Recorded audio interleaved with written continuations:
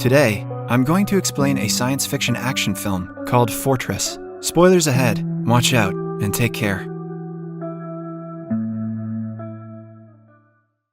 The movie begins in futuristic Canada, where the government has banned the birth of a second child to control the population. No one is allowed to give birth to more than one child, even if the first one dies. At the heavily guarded Canada-United States border station, an automated voice requests everyone to take their personal belongings to the inspection office. Former Army officer John Henry Brennick and his wife Karen Brennick are in a car about to be inspected. The couple seems to be nervous about the check. When Karen moves her arm, a magnetic vest that she is wearing inside her overcoat is visible. Turns out that Karen is pregnant and they are going to Vancouver to give birth to their second child. After the first child is born, the government ties the female's tube. However, Karen got lucky and got pregnant again. Hence, the magnetic vest is to cover her pregnancy. When they are at the inspection center, the soldiers order them to get out of the car with their belongings. While a soldier checks Karen's bag, a girl in front of them gets arrested for being pregnant. But as Karen walks through the scanning machine, the magnetic vest stops it from alerting the guards. The couple is safely outside, but one guard approaches them and notices the magnetic vest on Karen. An alarm starts to ring and the soldiers attack them. John manages to fight them and runs away with Karen to cross the bridge. As the soldiers pursue them, John asks Karen to run away without him, and she reluctantly agrees. John is soon arrested, but Karen manages to flee. In the following scene, we see John and other prisoners like him in a vehicle being taken to a prison called the Fortress. It is a privately owned maximum security prison offered by the Mentel Corporation. The Fortress lies in the middle of a massive desert, and escaping from the prison is impossible. They get inside the facility, and the guards make them strip naked.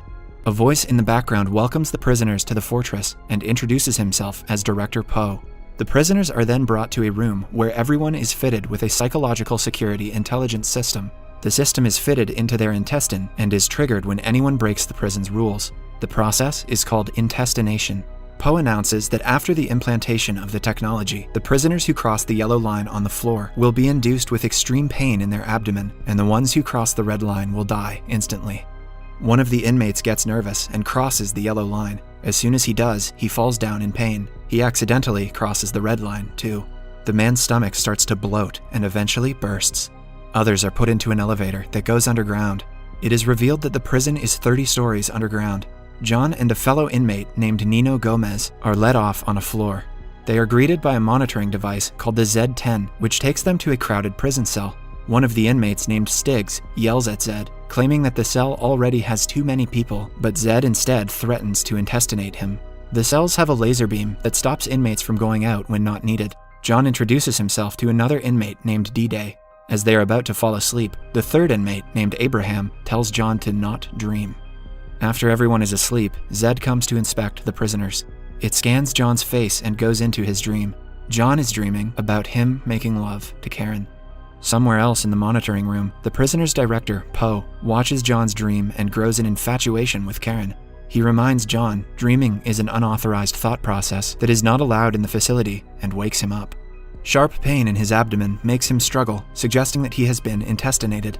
The following day, the inmates are made to work in underground construction. A homosexual inmate named Maddox sexually assaults Nino. John comes to his rescue and fights Maddox. Zed stops the commotion by triggering the device in their abdomen.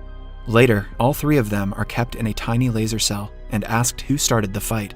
Nino is too scared of Maddox to tell the truth. To save Nino, John lies that he himself started the fight. He is then taken to Poe's office, where Abraham is shaving Poe's beard. Poe shows John a live video of Karen showering. As it turns out, she was arrested after John and brought to prison as well. Poe intestinates Karen and John, making them whimper in pain as his punishment. Later, Abraham tells John that floors A and B are the women's quarters, hence Karen might be there too. Then, we see Karen in her cell talking to a fellow pregnant girl. As her stomach starts to hurt, two guards take her away. Karen realizes that the facility does something with their newborn children. In the men's quarter, Maddox picks a fight with John. The men get into an intense battle as everyone in the facility watches them, along with Poe from his cabin. Karen sees her husband from her floor and is surprised. Both the parties are bloodied when John pushes Maddox off the edge, but he hangs onto it. Poe orders John to finish off Maddox, but John instead helps him. Poe takes the matter into his own hands and uses a weapon to kill Maddox that blows up his whole stomach, creating a hole in it. John finds Maddox's abdomen device on the floor and secretly hands it to Nino before being taken away by the guards. In the following scene, Karen walks into a room where John is suspended in a massive machine called the Mind Wipe Chamber. Poe has sent her to ask John to cooperate with them.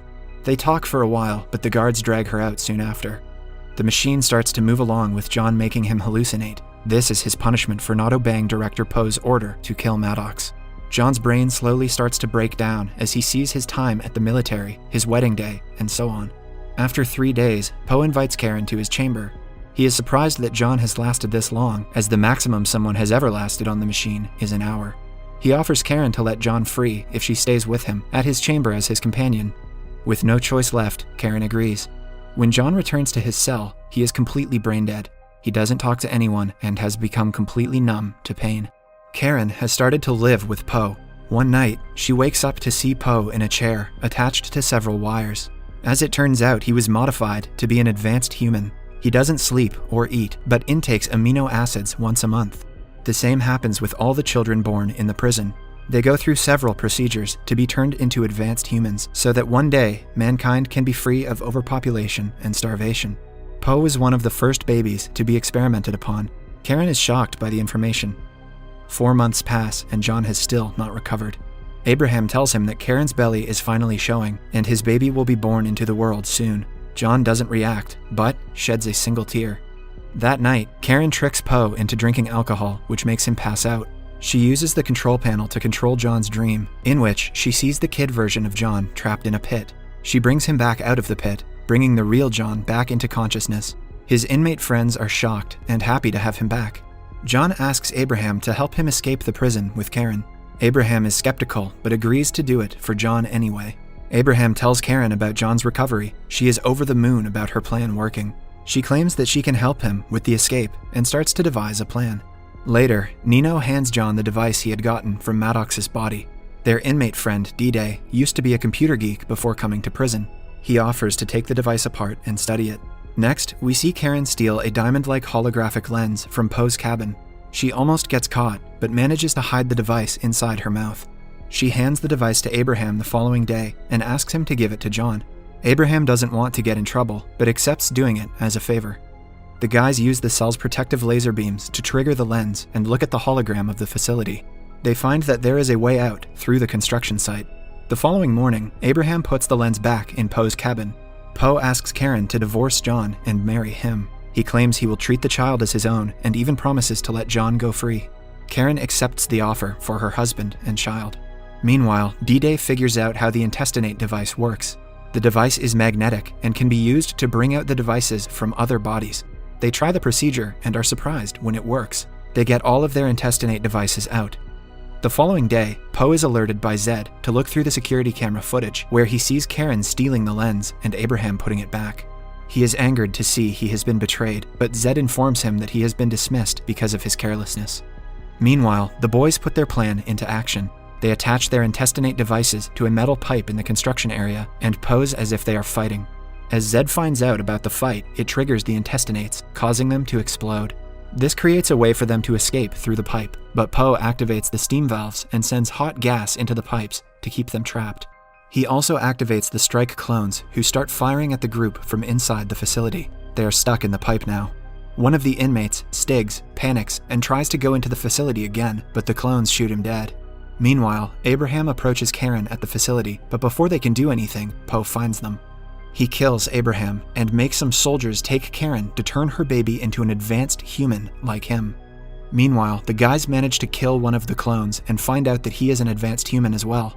John takes his gun and attacks the other clones. They get inside the facility while battling the clones. In the end, they manage to get on top of an elevator-like machine that lifts them up. Everyone in the prison cheers for them when they see them escaping. They finally reach Poe's chamber and demand to meet Karen. The screen shows the doctors trying to extract her baby.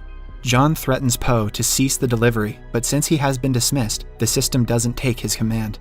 One of the killing devices recognizes the guys and tries to shoot them, but they quickly dodge it, making Poe its victim. After Poe's death, D-Day gets on the control panel and tries to stop the doctors from performing the procedure on Karen, but before he can complete the process, a clone shoots him.